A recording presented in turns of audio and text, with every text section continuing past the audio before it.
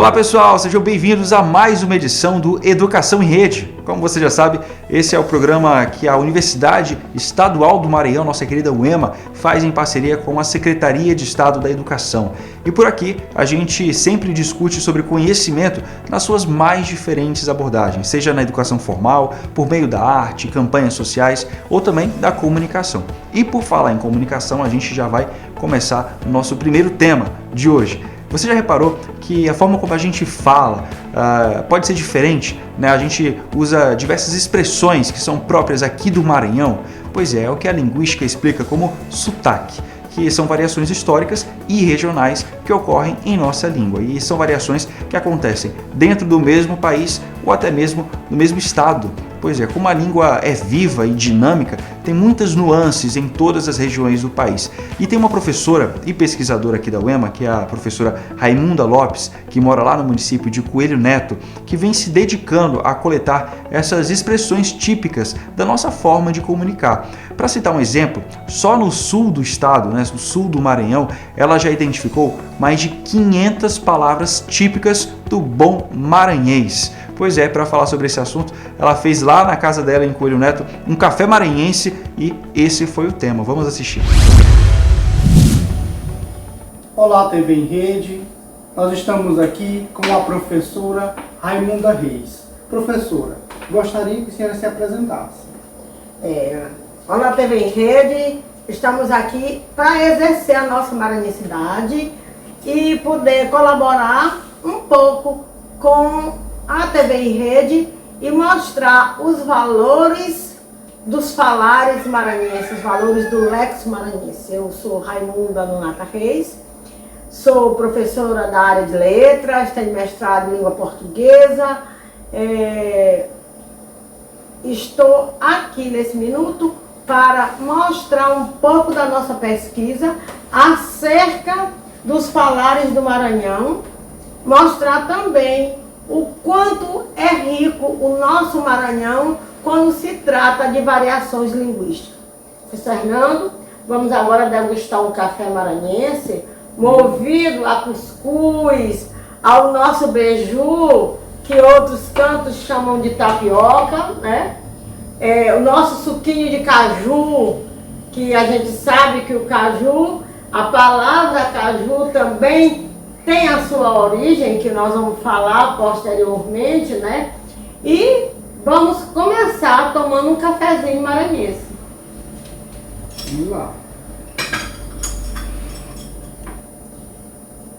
Bom, professor, então na oportunidade, eu já gostaria de lhe perguntar, né, das suas pesquisas, né, quantas expressões próprias aqui do Maranhão a senhora identificou. Nós somos um estado muito grande, com 217 municípios. Existem muitas variações linguísticas na nossa região? Olha, nós somos um estado riquíssimo em variação linguística. Nós temos 217 municípios e cada município tem a sua peculiaridade, tem os seus falares, tem a sua maneira de ser maranhense. Nós aqui estamos aqui falando da cidade de Coelho Neto, Maranhão. Nós também já moramos em Balsas, no sul do estado. E o sul do estado do Maranhão é riquíssimo em variações linguísticas. Haja vista a própria população de Balsas, com o advento da soja, né? Em Balsas temos gaúchos, paranaense, paulistas, e isso que acontece? Isso gera novos falares. Então, nós em Balsas fizemos um levantamento de mais de 600 palavras. Um levantamento feito quando eu morava em Balsas, que era professora do curso de letras em Balsas. Fizemos esse levantamento, eu juntamente com a minha colega, a professora Vanessa Nunes. E este material, nós vamos elaborar um dicionário balsês. Assim como temos o maranhês, né? Nós vamos mostrar algumas expressões idiomáticas, né? Que são ricas da cultura maranhense no sul do estado. Um trabalho muito rico. E assim, na oportunidade, o Maranhão, né, tem muitas culturas, né, culturas populares muito fortes, com expressões que giram, né, ao meio dessas influências culturais. O que a senhora acha disso? O Maranhão é riquíssimo, olha, cultura popular é a minha paixão. Cultura popular me faz tremer, igual os pandeirões e as matracas do Bumba Meu Boi maranhense.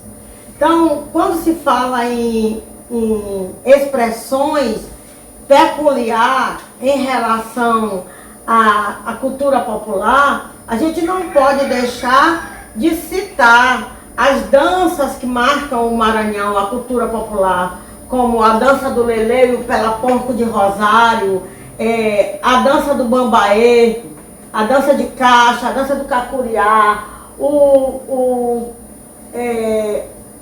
Divino Espírito Santo, que veio da Europa para nós, que entrou por Alcântara, o Divino Espírito Santo. Por isso que tem a festa belíssima em Alcântara do Divino Espírito Santo, que foram os portugueses que trouxeram para a primeira capital do Maranhão, que é Alcântara. Então, nós temos o tambor de Minas, nós temos o tambor de crioula, todos com as suas peculiaridades, com as suas falas. Dentro da nossa pesquisa, nós temos também o Bumba Meu Boi, que é um som que arrebata, que estremece o coração. Nós temos vários sotaques, sotaque de orquestra, né, da Baixada. Nós temos o sotaque de orquestra, corrigindo, e o sotaque da Baixada. Nós temos o sotaque de matraca, conhecido como boi da ilha, que nós temos dentro desse sotaque, os que mais se destacam do boi da ilha e de matraca é o Bumba Meu Boi da Maioba, Maracanã, boi de Ribamar. Nós temos o boi de Zabumba, o sotaque de Costa de Mão, e nós temos a nossa bela e linda Companhia Barrica, o boizinho Barrica, que brilhantemente apresenta a cultura maranhense, representa. É uma companhia de danças populares que encanta mostrando todas as danças populares do Maranhão. O Bumba Meu Boi é uma expressão que nos deixa extasiados. Eu, na minha pesquisa do mestrado, minha dissertação foi o tema O Bumba Meu Boi, a expressão verbal do Maranhão. Na minha graduação, quando eu terminei o curso de letras, eu fiz a pesquisa com o título Todo Mundo Canta a Sua Terra, eu também vou cantar a minha. Numa das minhas especializações, eu cantei São Luís em verso e em prosa com o meu folclore. Então, toda essa pesquisa acerca dos falares maranhenses, né, me dá uma propriedade, né, de poder dizer que a gente exerce a nossa maranhensidade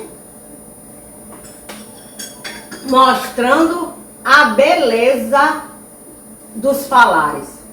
E quando se fala em falares, não podemos deixar de dar um mergulho em Ataliba de Castilho e mostrar todas as variações linguísticas ensinadas por ele, que a gente estuda para poder pôr em prática com os nossos alunos e mostrar que dentro das variações linguísticas, o regionalismo, que é um deles, a variação social, a variação geográfica, e todas essas variações geográficas, sociais,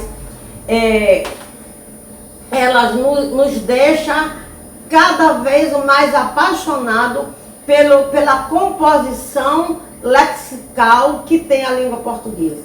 E aí a gente mergulha no léxico da língua portuguesa, e aí a gente dá um mergulho, né? Como diz em balsa não se mergulha, se dá um timbungo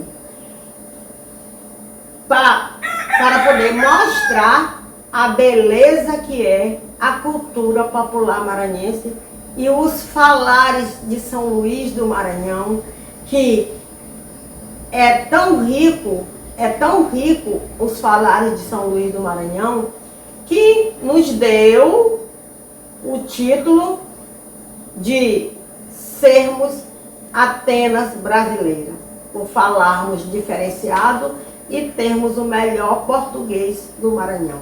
Por entregar o tu, a segunda pessoa, que nos outros locais eu já tive a oportunidade de trabalhar em vários outros campos da UEMA, e a gente vê que essa falta da segunda pessoa é peculiar do interior do estado.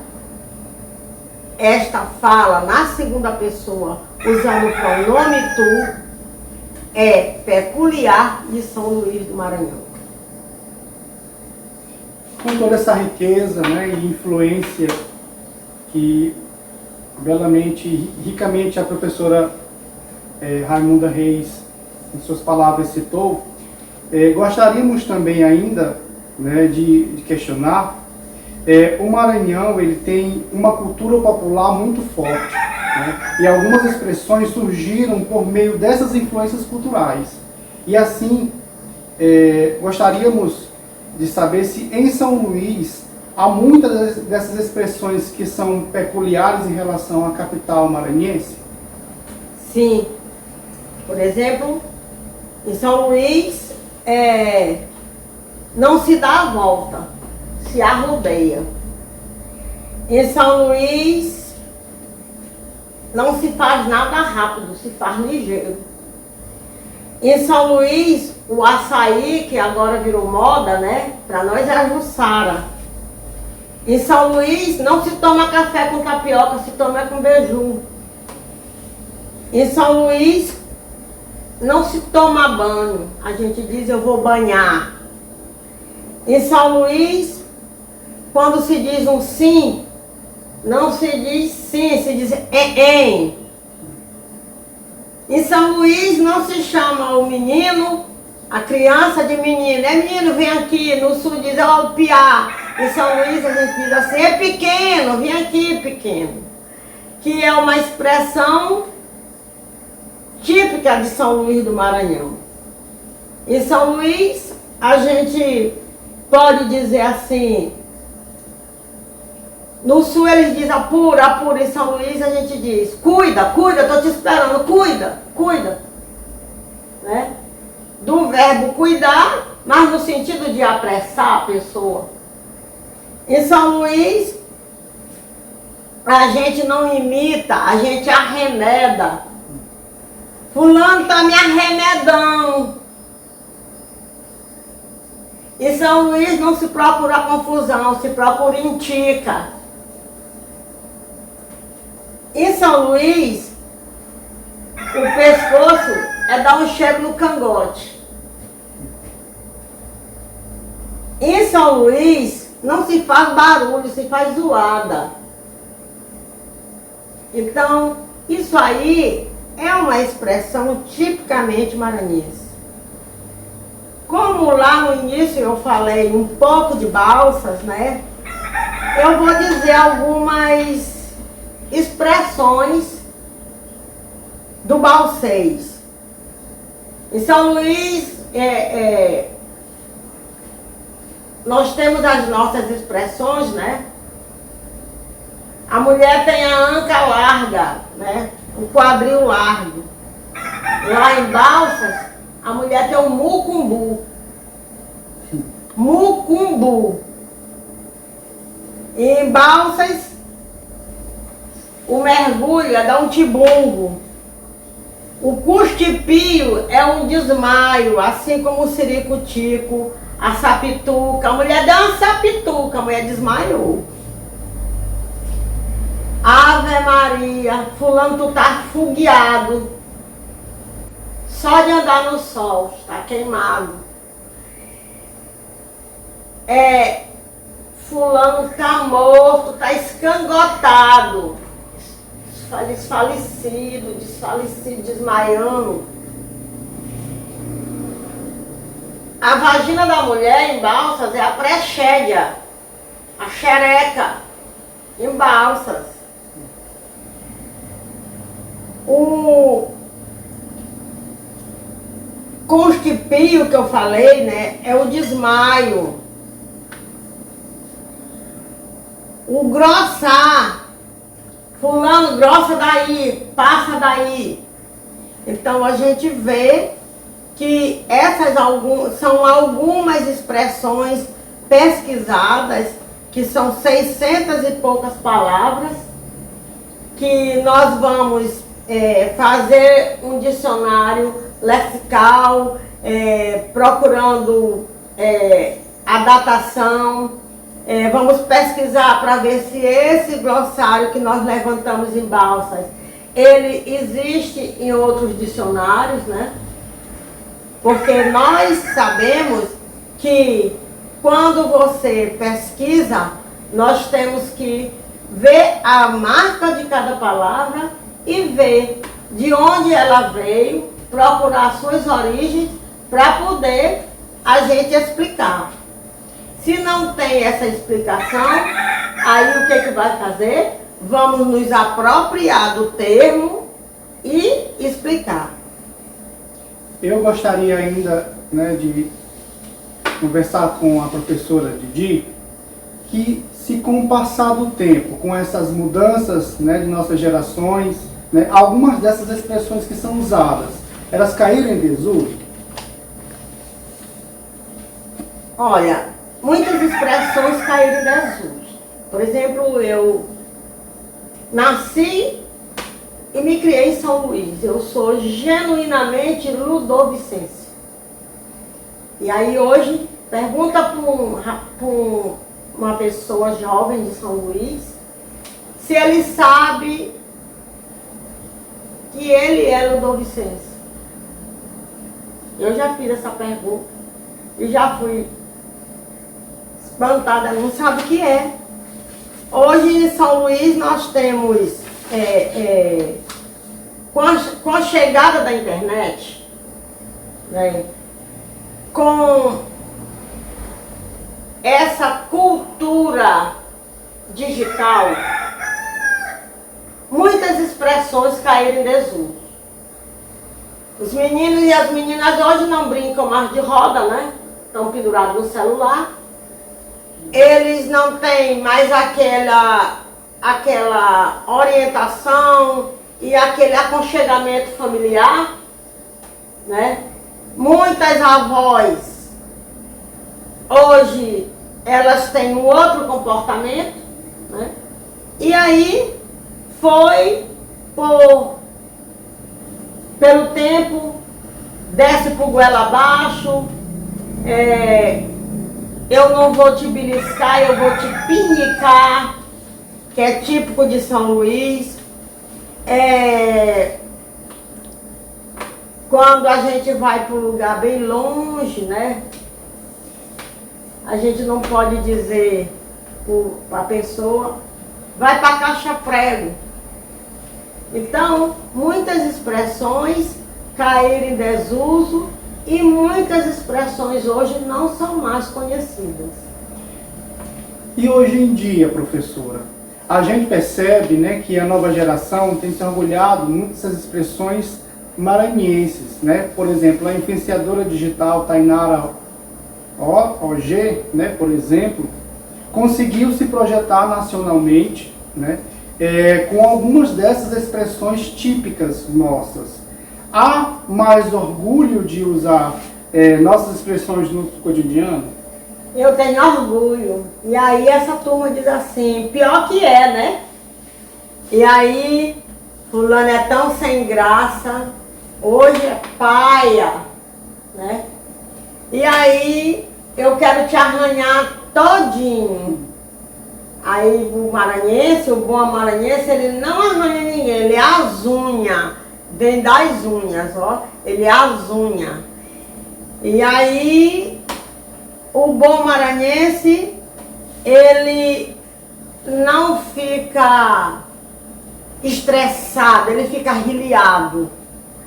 O bom maranhense, ele tem um jeito de ser maranhense, até na preguiça. Ele não é preguiçoso, ele é mufino. O bom maranhense, ele não tem muitos filhos, ele tem uma renca de menino. Em São Luís, fulano tem uma renca de menino. E ele gosta de se amostrar. Ele não gosta de aparecer, ele gosta de se amostrar. E quando a gente abusa, a gente não abusa, a gente enjoa. O enjoado é o abusado. Professora, né? Nós estamos aqui falando para jovens que estão em fase do ensino médio, né? Para ter cuidado com essas expressões peculiares de nossa região, bem como a nossa linguagem, a linguagem da internet para a redação de concursos vestibulares, né? Por exemplo, né? Hoje em dia, essas expressões descontraídas, né, é aceito nas redações de vestibulares? Não, claro que não. Olha, eu sou professora de produção de texto, produção textual. Eu tenho um trabalho muito acentuado acerca da produção científica, da interpretação, de mostrar ao aluno que ele precisa ler para poder produzir melhor. Ele precisa ter a compreensão que o coloquialismo, a fala dele no dia a dia, junto na roda dele de colegas, ele pode dizer lá que fulano é paia, mas ele não pode colocar isso na redação de vestibular. E aí a gente vê os concursos de vestibular da UEMA, né, que coloca as obras para o aluno fazer a leitura, para ele se fundamentar para escrever. Então, essa linguagem do internetês, abreviada, o PT, o VC, o TB, tem atrapalhado muito, porque muitos alunos vêm para a universidade, para nossas aulas, com esta cabeça que ele pode escrever abreviando. E isso não é aceito. Uma redação para vestibular precisa ser usada as normas cultas da escrita da língua portuguesa. E para encerrar a nossa entrevista, eu quero mostrar para vocês uma poesia de Maria Inês Silva Queiroz, com o título de Ser Maranhense. Ser maranhense é admirar o francês, é falar bem o português, empregar o tu naturalmente com a flexão verbal fluente, é vagar no reviver do pôr do sol ao amanhecer, ser erudito e popular, sem contudo ser vulgar. É brincar o bumba-boi, dança reggae ao luar, lembrar da criança que foi e solta pipa no ar. É degustar o caranguejo, comer arroz de cuchá, saber olhar o casarão sem com ele se assombrar. É singrar a vastidão do mar, é acompanhar o divino e com o badalar do sino e a igreja rezar. É orgulhar-se da sua história, trazer na sua glória e poder cumprimentar Nauro Montella e Ferreira Goulart. Muito obrigada. Muito obrigado. Tá aí, muito bacana, né? A quantidade de palavras que são próprias da identidade maranhense, muito legal mesmo. Agora a gente vai fazer um rápido intervalo, a gente volta daqui a pouco com um tema muito importante, que é a campanha Setembro Amarelo, um alerta de respeito à saúde mental, um problema que afeta pessoas de diferentes idades. A gente vai discutir um pouco mais sobre esse tema daqui a pouco, não sai daí. Tudo começa pelo primeiro degrau. Os ambientes estão em constante transformação e poder acompanhar as mudanças faz parte do processo de evolução. Hoje, a sala de aula mudou e virou a nossa casa. Professores precisam se adaptar à nova realidade mas não precisam passar por isso sozinhos. Quem quer chegar ao topo não pode apenas ficar esperando. É preciso subir degrau por degrau. Escada. A plataforma de cursos abertos da UEMA é um caminho rumo ao topo, mas principalmente rumo à transformação, aprimoramento profissional, crescimento pessoal. A plataforma aproxima as pessoas dos seus objetivos. Cursos livres online que desenvolvem a competência em diferentes áreas. Mais de 400 mil usuários em todo o território nacional e em outros 59 países. Escada. Experiência e eficiência compartilhando conhecimento e qualificação. Uma plataforma interativa e de fácil acesso, inovadora no uso das tecnologias e atualizada constantemente. A pandemia alterou a vida de milhões de pessoas. Professores e alunos dormiram em um mundo e acordaram em outro completamente diferente, com novas demandas e exigindo novas habilidades. Ficar parado no meio da escada não é uma opção. Buscar o aperfeiçoamento profissional é o caminho. Um caminho que não precisa ser trabalhado sozinho. CAPES e UEMA unidas em prol da educação. Uma parceria que vai ampliar as oportunidades de formação docente. É a expertise da UEMA em desenvolver alternativas inovadoras por meio da plataforma Escada, aliada ao compromisso da CAPES com a formação continuada de professores. Duas instituições por uma educação melhor e mais qualificada no Brasil. 300 mil vagas. 5 cursos especialmente idealizados para os professores, gratuitos e com certificação, com foco na nova realidade que é aprender, trabalhar e evoluir. Mesmo que não saibamos quando tudo isso vai passar, podemos pelo menos ter uma certeza, a de que um dia tudo isso vai passar.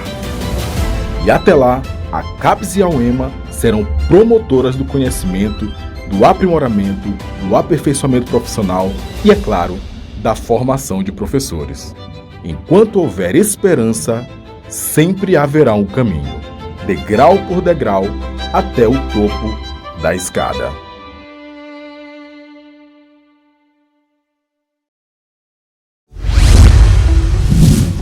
Estamos de volta com a Educação em Rede. A gente vai falar agora de um assunto muito importante, muito sério, que é a campanha do Setembro Amarelo. A campanha foi criada em 2014 pela Associação Brasileira de Psiquiatria em parceria com o Conselho Federal de Medicina como uma forma de prevenção ao suicídio.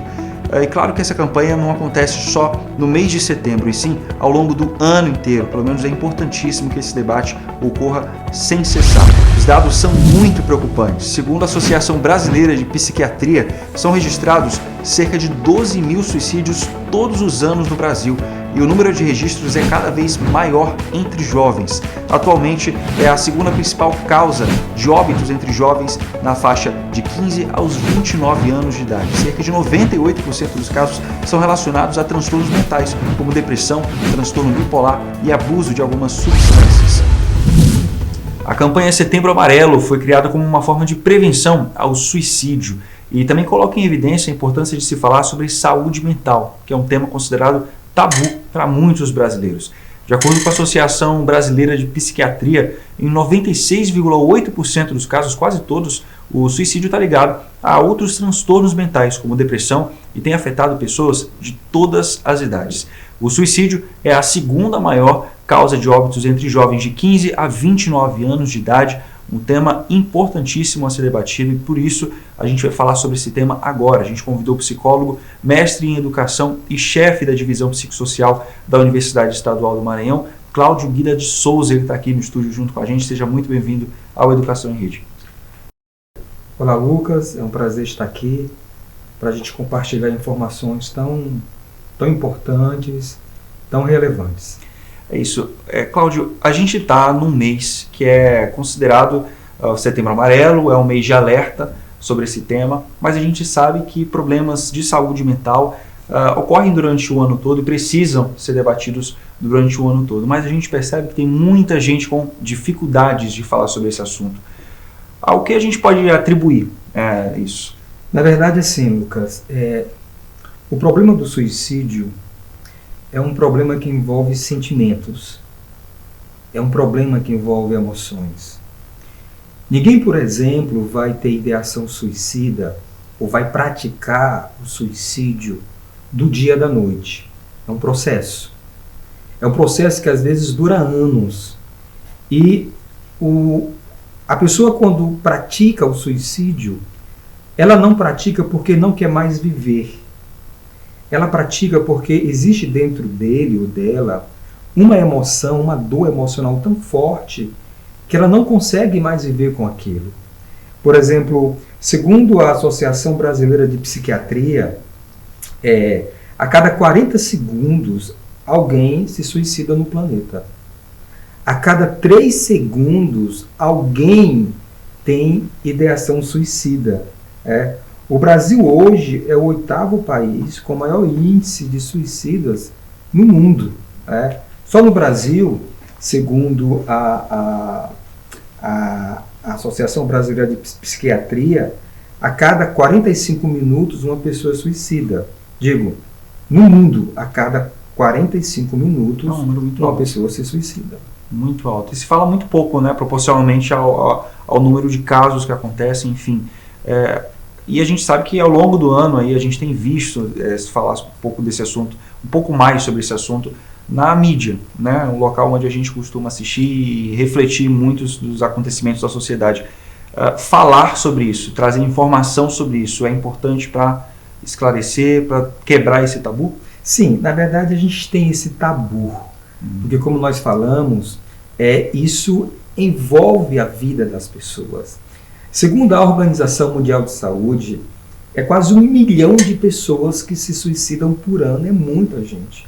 O problema de suicídio, Lucas, é um problema de saúde pública, e que os órgãos públicos, os agentes políticos, deveriam levar isso mais a sério. A gente tem o mês de setembro, Setembro Amarelo. Dia 10 de setembro é comemorado um dia para o enfrentamento ao suicídio. Então, assim, isso deveria ser conversado não só no mês de setembro, deveria ser conversado em audiências públicas, deveria ser conversado dentro das universidades públicas, particulares, deveria ser conversado sobre isso no ensino fundamental, no ensino médio, porque a gente percebe que hoje o índice de suicídio acontece entre crianças de 10, 12, 14, adolescentes, jovens. Então, assim, é um tema que tem que ser conversado, que tem que ser debatido, porque é um problema de saúde pública. Agora, Cláudio, falar sobre esse assunto, né? Falando já, ainda pegando esse gancho do tabu, do porquê que é considerado um grande tabu, falar sobre esse assunto pode estimular as pessoas a cometerem suicídio, porque tem muita gente que não gosta de falar do assunto com medo de acabar estimulando a pessoa que já tem alguma tendência e tudo mais. Isso é verdade? Isso é mentira? Enfim. Na verdade, Lucas, isso acontece, sim. Assim, algumas pessoas, elas têm medo de falar do suicídio pelo fato de ter o receio de instigar outras pessoas a cometerem suicídios. Mas hoje isso na internet é muito proliferado. Como se suicidar? Qual é a melhor forma de se suicidar sem sentir dores, sem sofrer? É uma realidade. Então nós precisamos conversar sobre esse assunto. Quando a gente fala de suicídio, a gente debate sobre suicídio, a gente levanta o tema de prevenção. Como se prevenir o suicídio? Como nós falamos, ninguém em sã juízo vai se matar porque quer se matar. É um processo. E se esse processo tiver uma interferência da família e, sobretudo, de um profissional, essa pessoa ela pode ser impedida de praticar o suicídio. E a gente, principalmente, eu acho que aqui no Maranhão, pelo menos na criação, na forma como a nossa geração foi criada, enfim, gerações anteriores, a gente percebe que se fala tão pouco sobre saúde mental, que não precisa nem necessariamente ser suicídio, né? Mas saúde mental é algo tão pouco debatido que às vezes a pessoa está em sofrimento psicológico, enfim, mas é considerado como bobagem, besteira, frescura. Isso é uma coisa que às vezes acontece em casa, as pessoas que estão assistindo a gente podem estar passando por isso, estar passando por algum tipo de sofrimento, não procuram ajuda porque se sentem inibidas de alguma forma, envergonhadas de procurar ajuda. Né? E na verdade, Lucas, foi muito boa você levantar essa questão, porque a psicologia ela tem 3 grandes propostas. A psicologia clínica ela é preventiva, ou seja, a pessoa vai ser acompanhado por um psicoterapeuta para não adoecer. Hoje todos nós trabalhamos, estudamos, temos relações intrapessoais, conflitos com nós mesmos, temos as nossas relações interpessoais, na vida afetiva, na vida laboral. Então a gente está num mundo complexo. Sim. Nós mesmos somos complexos e o mundo em que nós nos relacionamos também é complexo. Então a psicologia ela é preventiva. Eu vou estar com um psicólogo para não adoecer. Ela também é tratativa. Né? A gente fica doente. A gente tem ansiedade, tem depressão, às vezes é fobia social, enfim, algo que a gente não está entendendo. Então a psicologia trata. O Sigmund Freud, ele dizia que a cura começa pelo falar. Quando você fala, quando você diz o que está acontecendo dentro de você, você passa por um processo de cura. Então ela é tratativa. E a psicologia também, ela é curativa. Ela cura quando você, como nós falamos, quando você fala, quando você diz o que é que está acontecendo com você, você passa por um processo de cura, de mudança de mentalidade. E a psicologia trabalha muito com o psiquiatra. Por exemplo, tem situações em que o paciente precisa de uma intervenção medicamentosa.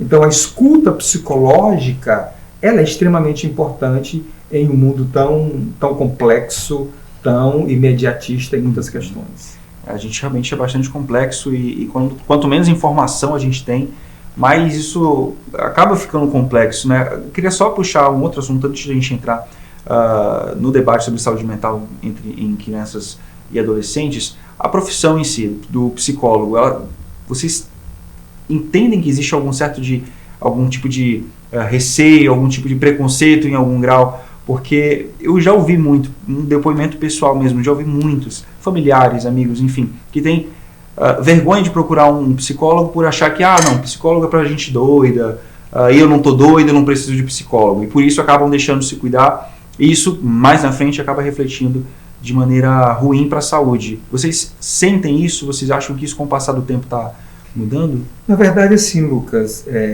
isso está mudando. Sim. Isso está mudando, porque hoje as pessoas estão adoecendo mais.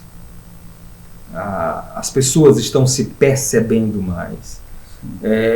Uma outra grande proposta da psicologia é fazer com que o indivíduo se perceba nos mais diversos processos. A gente, na Universidade Estadual do Maranhão, a gente vai trabalhar sobre isso daqui a pouco, a gente atende alunos, a gente atende professores, a gente atende servidores com as mais diversas demandas. Na nossa clínica, o Nefes, que nós atendemos também, nós atendemos advogados, juízes, promotores, nós atendemos doutores, nós atendemos crianças, jovens, adolescentes. Então, a procura está sendo maior. Por quê? Porque o nosso mundo é mais complexo. Essas relações virtuais, a pandemia, o lockdown, trouxeram muitos gatilhos, entendeu? Sim. E as pessoas falam, cara, eu preciso de ajuda. Eu preciso ser ouvido por alguém. E o psicólogo, ele é esse profissional que vai fazer essa escuta com você e vai estar te instigando a se perceber, a encontrar dentro de você recursos como dentro da tua cognição, do teu emocional, do teu somático, da tua transcendentalidade. Nós entendemos, Lucas, que o ser humano, homem, mulher, ele é um ser biopsicossocial transcendente. E são áreas importantes. Então, diante de tantas situações difíceis e inesperadas que a gente está vivendo, atípicas que nós estamos vivendo, o psicólogo, ele está sendo muito mais procurado. A gente está falando para uma audiência muito jovem, né? E no início dessa entrevista a gente falou a respeito de um dado de que, segundo, né, a Associação Brasileira de Psiquiatria, as estatísticas mostram aí que o suicídio é a segunda maior causa de óbitos entre jovens de 15 a 29 anos. Queria que você falasse um pouquinho sobre as transformações dessa fase da vida. Você falou de gatilhos aí, e é uma palavra que tem sido muito utilizada entre os jovens, né? Isso me deu um gatilho. Que tipo de tratamento, de prevenção, enfim, o que a gente precisa ficar atento nessa fase da vida? Na verdade, assim, eu quero até dialogar com um pensador, um psiquiatra chamado Erik Erikson, que ele trabalha, até os nossos telespectadores depois podem dar uma estudada com mais profundidade, sobre as 8 idades em Erik Erikson, os 8 ciclos que nós temos. E ele fala que essa fase da adolescência, da juventude, é aquela fase do conflito, é aquela fase da crise, é aquela fase que a gente está se percebendo dentro das relações intrapessoais e interpessoais, é aquela fase da decisão, é aquela fase que eu quero ser percebido pelas pessoas. Todos nós temos essa necessidade de ser vistos, de ser amados, de ser elogiado. Então é uma fase complicada que eu preciso ter, nós chamamos isso de crenças nucleares. As nossas crenças nucleares, elas perpassam pelos nossos valores, pela nossa família. A maioria das pessoas que nós atendemos, Lucas, isso é incrível, tem problemas na família. A família, nesse contexto, é uma instituição extremamente importante para que nós não adoecemos. É o jovem que está com problema com o pai, com a mãe, com o irmão. E o que é depressão? Etimologicamente, depressão significa dependência. Eu estou com uma dependência de um problema que eu não resolvi. E, por exemplo, aqui em estudos de um teórico, de um psicólogo chamado Contreras, ele traz informações extremamente interessantes. Ele fala o seguinte: os casos são diversos, adolescentes e jovens que se suicidam. E ele fala assim: uma criança de 10 anos se matou por não ter dinheiro para ir ao cinema. Outra porque não tinha um celular como seu colega. Olha a fragilidade hoje das nossas crianças e adolescentes e jovens. Outra sofreu por bullying na escola. Outra porque não gostava de sua própria imagem. Outra porque teve fotos íntimas publicadas na internet. Outras tantas exatamente pelos mesmos motivos ou por outros qualquer. Então, assim, você está diante de crianças e jovens e adolescentes com um emocional extremamente frágil. E aí precisa de uma intervenção da família, do psicoterapeuta, do educador, para que essas emoções sejam fortalecidas. Isso tem alguma coisa a ver com criação ou não? Criação geracional? Não tem nada a ver. Os problemas podem acontecer independente da geração? Olha, assim, eu vou dialogar com outro psiquiatra chamado Luria, que ele fala que as questões culturais, as questões interacionais, elas influenciam muito em nossas decisões. Não é algo endógeno, é algo exógeno. É algo que geralmente vem de fora para dentro, né? E aí você tem, nessa questão, Lucas, o cyberbullying, né? Que a gente vê tanto isso na internet. As relações virtuais hoje, elas estão em alta. Exatamente. Eu preciso ser visto, eu preciso de like, as pessoas precisam me achar bonita, diferente, interessante. Enfim, é o Instagram, o TikTok. Então, assim, se as pessoas, por exemplo, não me percebem, eu vou ficar triste. Então, assim, ninguém se suicida do dia para a noite, é um processo.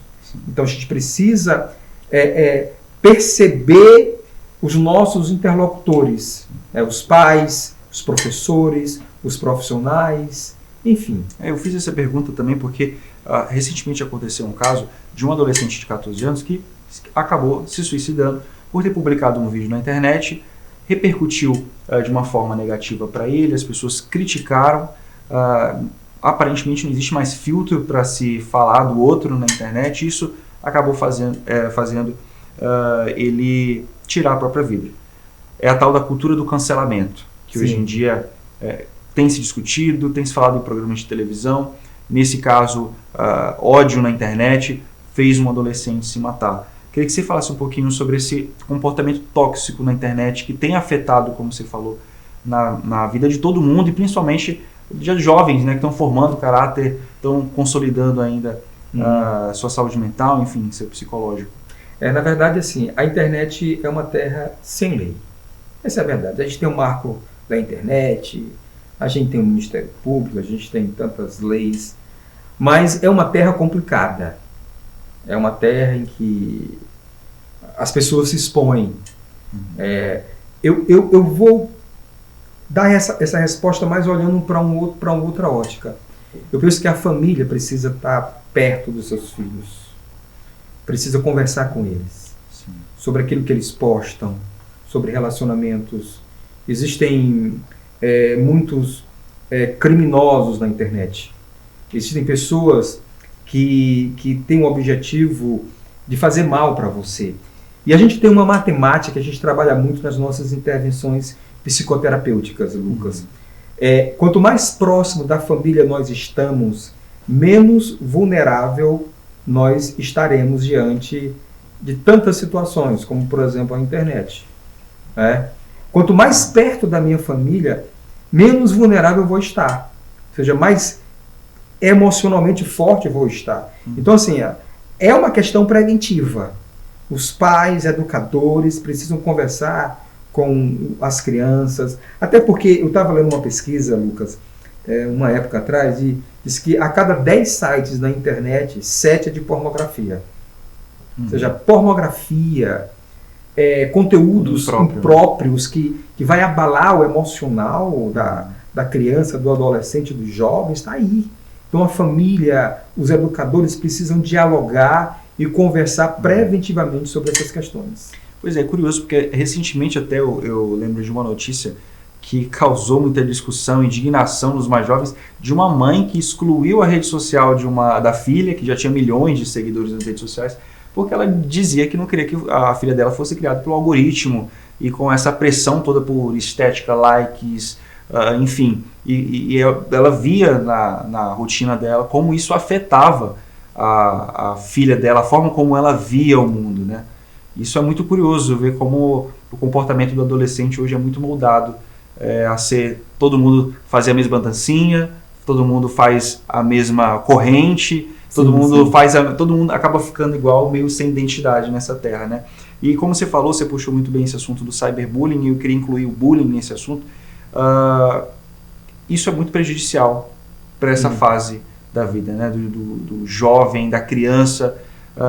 O que fazer para tentar se blindar do bullying, né? Tanto na internet quanto na vida real? Na verdade, nós temos 2 tipos de relacionamentos. O relacionamento intrapessoal, como nós já falamos, que é aquela relação que eu tenho comigo mesmo. Eu tenho uma boa autoestima, eu me acho um cara bonito, eu me acho uma pessoa bonita, eu me acho uma pessoa inteligente, eu tenho um bom relacionamento com a minha família. A relação intrapessoal, ela tem que estar muito bem equilibrada. A gente costuma falar que você não pode depender emocionalmente de ninguém. Porque se você depender das pessoas, as pessoas mudam. Então, se você depende emocionalmente das pessoas e elas mudam, você sofre com isso. Você não pode depender de coisas porque elas desaparecem. Você precisa ter uma dependência em algo transcendental. Na tua religião, na tua crença, né? Então, assim, a gente trabalha muito a questão preventiva. A relação intrapessoal é essa segurança que eu tenho para comigo. E a relação intrapessoal, ela é causa que tem como consequência a relação interpessoal. Se eu me amo, eu amo as pessoas. Se eu me respeito, eu respeito as pessoas. Então, é uma questão mais endógena, é uma questão muito mais relacionada aos valores e aos princípios que a família ela vai estar tratando com o filho. É um assunto que a gente precisa estar atento. Agora, professor, o senhor é chefe da divisão psicossocial da UEMA. Queria que você falasse um pouquinho a respeito do trabalho que vocês fazem lá, né? Quem que vocês atendem, que tipo de orientação vocês dão. Ótimo, Lucas. Na verdade, eu quero até parabenizar o nosso reitor da Universidade Estadual do Maranhão por ter criado o SOP, que é o Serviço de Orientação Psicológica e Psicopedagógica. Nós já temos um pouco mais de 3 anos de existência e nós atendemos professores, alunos e servidores como em geral.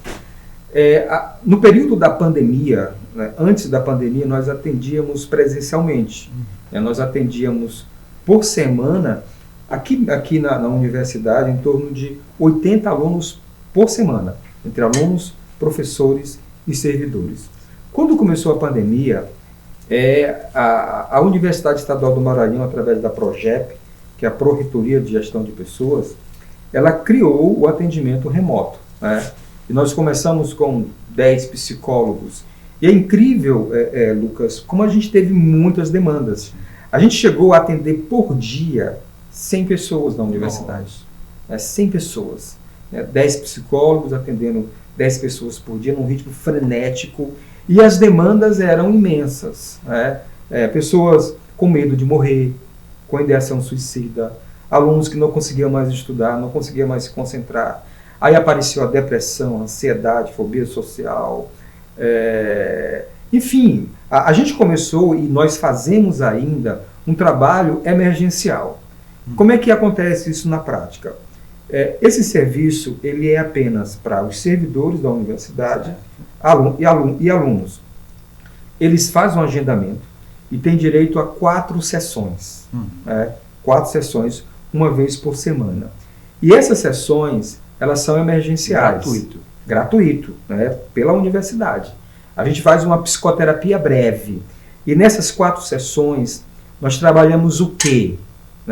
Aqui dentro da universidade, na Universidade Estadual do Maranhão. Nós fortalecemos o recurso cognitivo, nós fortalecemos o recurso emocional, o recurso somático e o recurso transcendente. Ou seja, a gente instiga alunos, professores e servidores a estudarem, a fazer coisas prazerosas, a cuidar da saúde física e a trabalhar a sua transcendentalidade. Então, hoje, nós ainda estamos em ativa, atendendo remotamente, e as demandas, elas não param, e graças a Deus, assim, a cada atendimento a gente percebe os resultados que o SOP tem efetivado junto à comunidade acadêmica na universidade. Perfeito, muito bom saber que tem esse serviço aqui. Para entrar em contato, se por acaso algum servidor ou aluno da universidade tiver interesse, tem algum e-mail, algum telefone? Sim. Na verdade, para fazer o agendamento, você colocar www.agendamentoema.com.br. Aí o aluno vai estar numa plataforma, vai colocar o seu nome, vai colocar os dados, a matrícula e vai escolher entre os 9 psicólogos que nós temos hoje para fazer um agendamento de segunda a sexta no horário de 8 às 18 horas. Né? Ou pode ligar para o meu celular, 987 70 90 15, que nós também podemos estar direcionando para esse agendamento. Legal. Agora, Cláudio, só para a gente encerrar aqui a nossa entrevista, um papo muito bom. Para a pessoa que está em casa e por acaso percebe que um amigo está passando por algum momento de sofrimento psicológico, não sabe muito bem como ajudar, que tipo de orientação a gente pode dar para essa pessoa que está assistindo a gente a ajudar esse amigo, esse familiar? Tocaste numa questão muito interessante, Lucas. Porque às vezes tem pessoas que querem ajudar outras pessoas e somatizam isso. Ou seja, é o Pedro que está com uma ansiedade fora do normal. E conversa com o seu amigo Antônio. Antônio está tranquilo. E Pedro começa a falar dele, da ansiedade dele, e Antônio vai absorvendo isso. Ele vai absorver a ansiedade de Pedro. Ele vai acabar tendo responsabilidade para com Pedro. A gente não ajuda as pessoas dessa forma. Então, se você percebe que a pessoa está ansiosa, ela está com depressão, ela está falando em se suicidar, ou ela está com essa ideação, ela diz que a vida para ela não tem mais valor, que ela quer morrer, que ela não tem mais alegria, não vá assumir isso para você. Não vá somatizar isso para você. Você tem que encaminhar essa pessoa para um profissional. Ou falar para os pais desse adolescente. Não queira assumir essa responsabilidade. Nós já acompanhamos alunos aqui na universidade que ele disse que ficou doente por ajudar uma outra pessoa. Porque, assim, comportamentos, Lucas, são contagiadores. Se você anda com uma pessoa que é deprimida, você vai acabar ficando deprimida. Então é aí que você precisa encaminhar essa pessoa para um profissional, para ouvir essa pessoa, para tratar essa pessoa. Tá aí, perfeito. Esse papo depois você pode rever lá nas redes sociais, procurar por Educação em Rede nas plataformas de vídeo, um papo muito interessante para você encaminhar aí para sua família, para seus amigos. Sempre bom a gente saber um pouco mais sobre esse assunto. A gente conversou com o Cláudio Guido de Souza, ele que é psicólogo e também mestre em educação e também chefe da divisão psicossocial da UEMA. Queria agradecer muito esse papo, Cláudio, foi muito legal. Lucas, foi um prazer estar aqui. Acho que um papo desse é muito interessante e estamos à disposição para outros papos dessa natureza. Perfeito, a gente faz questão. A gente vai fazer uma pausa agora no Educação em Rede, daqui a pouco a gente volta com muito mais conteúdo para você. Até já.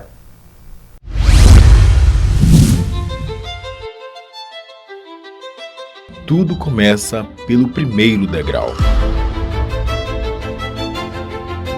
Os ambientes estão em constante transformação e poder acompanhar as mudanças faz parte do processo de evolução. Hoje, a sala de aula mudou e virou a nossa casa. Professores precisam se adaptar à nova realidade, mas não precisam passar por isso sozinhos. Quem quer chegar ao topo não pode apenas ficar esperando. É preciso subir degrau por degrau. Escada. A plataforma de cursos abertos da UEMA é um caminho rumo ao topo, mas principalmente rumo à transformação, aprimoramento profissional, crescimento pessoal. A plataforma aproxima as pessoas dos seus objetivos. Cursos livres online que desenvolvem a competência em diferentes áreas. Mais de 400 mil usuários em todo o território nacional e em outros 59 países. Escada. Experiência e eficiência compartilhando conhecimento e qualificação.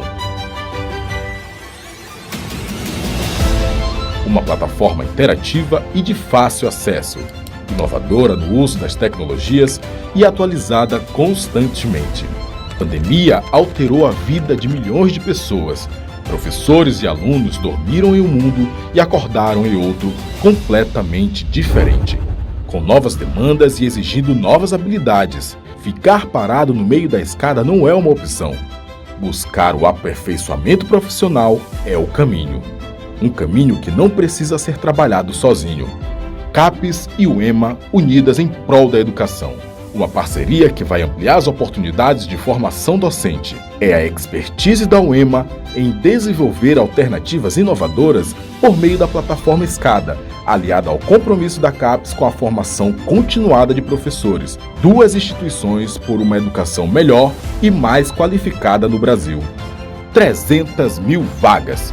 5 cursos especialmente idealizados para os professores, gratuitos e com certificação, com foco na nova realidade que é aprender, trabalhar e evoluir.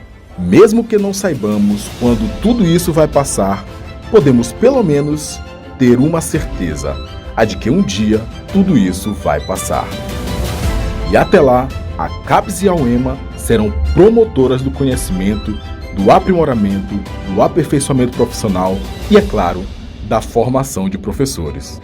Enquanto houver esperança, sempre haverá um caminho, degrau por degrau, até o topo da escada.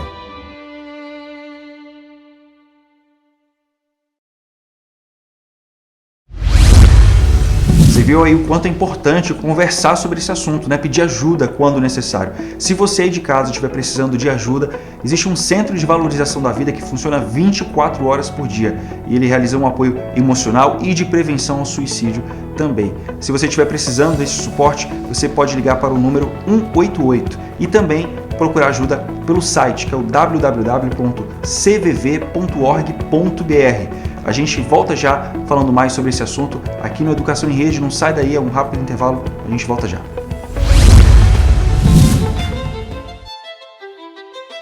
Tudo começa pelo primeiro degrau.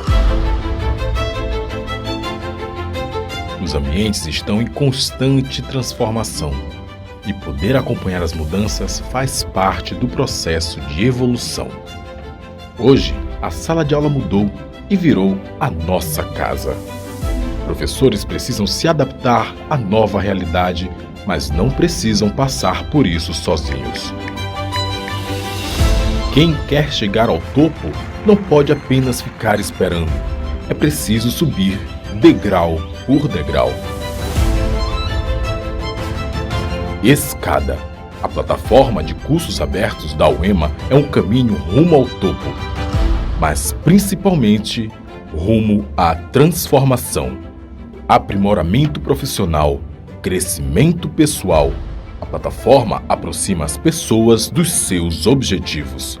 Cursos livres online que desenvolvem a competência em diferentes áreas. Mais de 400 mil usuários em todo o território nacional e em outros 59 países. Escada. Experiência e eficiência compartilhando conhecimento e qualificação. Uma plataforma interativa e de fácil acesso, inovadora no uso das tecnologias e atualizada constantemente. A pandemia alterou a vida de milhões de pessoas. Professores e alunos dormiram em um mundo e acordaram em outro completamente diferente, com novas demandas e exigindo novas habilidades. Ficar parado no meio da escada não é uma opção. Buscar o aperfeiçoamento profissional é o caminho. Um caminho que não precisa ser trabalhado sozinho. CAPES e UEMA unidas em prol da educação. Uma parceria que vai ampliar as oportunidades de formação docente. É a expertise da UEMA em desenvolver alternativas inovadoras por meio da plataforma Escada, aliada ao compromisso da CAPES com a formação continuada de professores. Duas instituições por uma educação melhor e mais qualificada no Brasil. 300 mil vagas. 5 cursos especialmente idealizados para os professores, gratuitos e com certificação, com foco na nova realidade que é aprender, trabalhar e evoluir. Mesmo que não saibamos quando tudo isso vai passar, podemos pelo menos ter uma certeza, a de que um dia tudo isso vai passar. E até lá, a CAPES e a UEMA serão promotoras do conhecimento, do aprimoramento, do aperfeiçoamento profissional e, é claro, da formação de professores. Enquanto houver esperança, sempre haverá um caminho, degrau por degrau, até o topo da escada.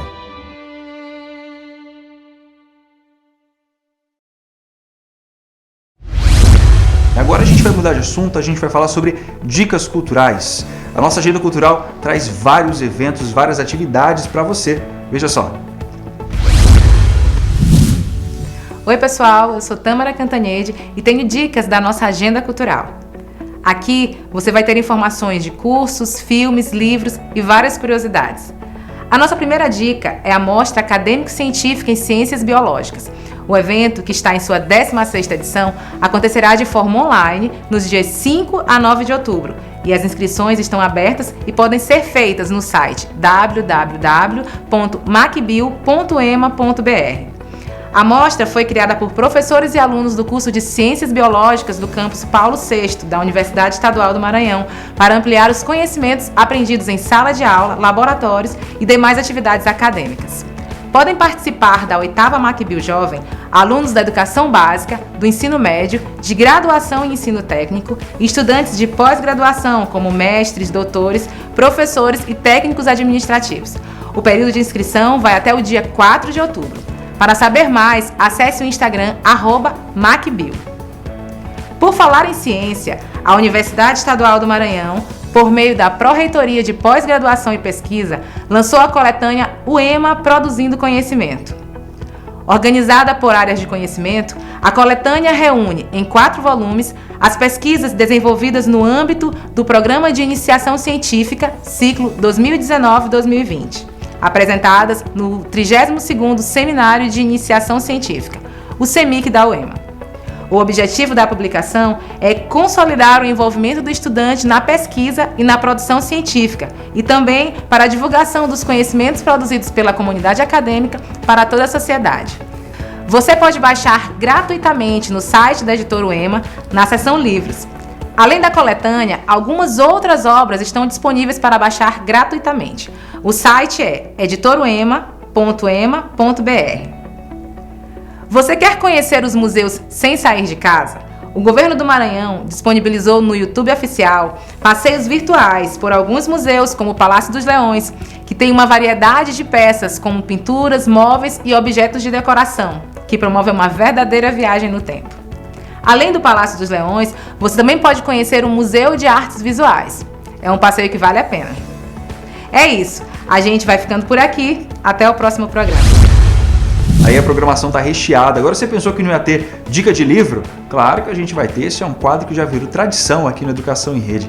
E hoje quem vai dar a dica é o ator maranhense Del Garcês. Ele que está fazendo muito sucesso com o espetáculo Luiz Gama, Uma Voz pela Liberdade, interpretando o protagonista que foi um dos grandes ativistas abolicionistas, sendo o primeiro advogado negro do país. Olá, aqui é o ator Del Garcês e eu super indico aos jovens do programa Educação em Rede e a todas as pessoas este livro, Com a Palavra Luiz Gama, de Lígia Fonseca Ferreira, doutora em Luiz Gama. Luiz Gama que foi escravizado pelo próprio pai, mas que se tornou o maior advogado de pessoas escravizadas no Brasil, patrono da abolição e herói da nossa pátria. Conheçam a história de um verdadeiro herói brasileiro, Luiz Gama, que inclusive este livro é referência maior para que eu escrevesse o meu espetáculo que está há 6 anos em cartaz, Luiz Gama, Uma Voz pela Liberdade. Forte abraço. No programa passado, dia 8 de setembro, fizemos um especial para celebrar os 409 anos de São Luís. Porém, uma cidade com mais de 4 séculos tem muita história para contar, não é mesmo?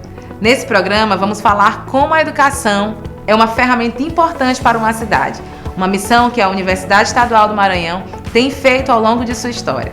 E para celebrar essa data, o reitor da UEMA, Gustavo Costa, gravou um vídeo para homenagear São Luís.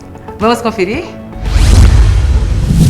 Já se vão 409 anos de uma trajetória repleta de significados.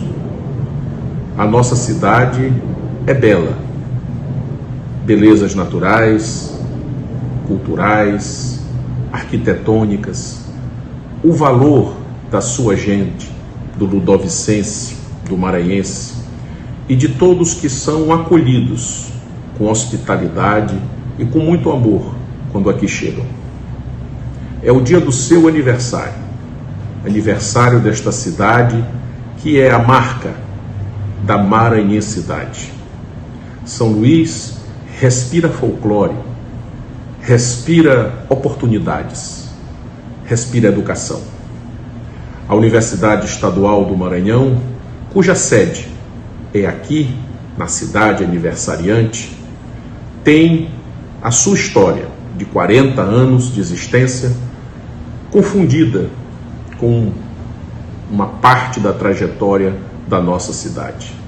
Seja pela sua localização aqui no Campus Paulo VI, seja pelo processo de metropolização no seu entorno, seja por gerações de profissionais aqui formados. A Universidade Estadual do Maranhão reafirma o seu compromisso com o Estado do Maranhão a partir da sua capital, São Luís. Cidade que orgulha todos nós. Cidade jovem, se comparada a outras milenares mundo afora. Mas uma cidade que nos honra cuidar, nos orgulha viver e promove em cada um de nós o magnetismo de sentir amor, de sentir o dever de cuidá-la, de respeitá-la. A Universidade Estadual do Maranhão parabeniza a cidade de São Luís, todos que aqui vivem, todos aqueles que sentem nas veias a emoção de pertencimento.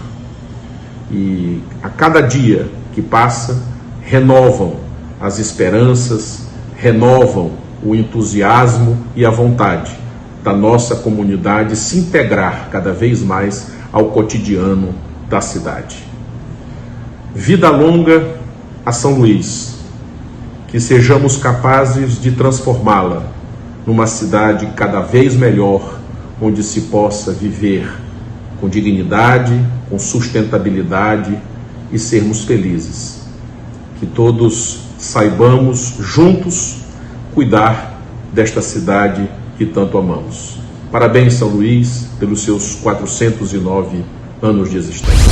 Hoje a gente vai ficando por aqui. O Educação em Rede volta na próxima semana com muito mais informação, cultura, educação. Continue acompanhando a gente nas redes sociais da UEMA, é @UEMAOficial em todas elas. Beijo, até a próxima.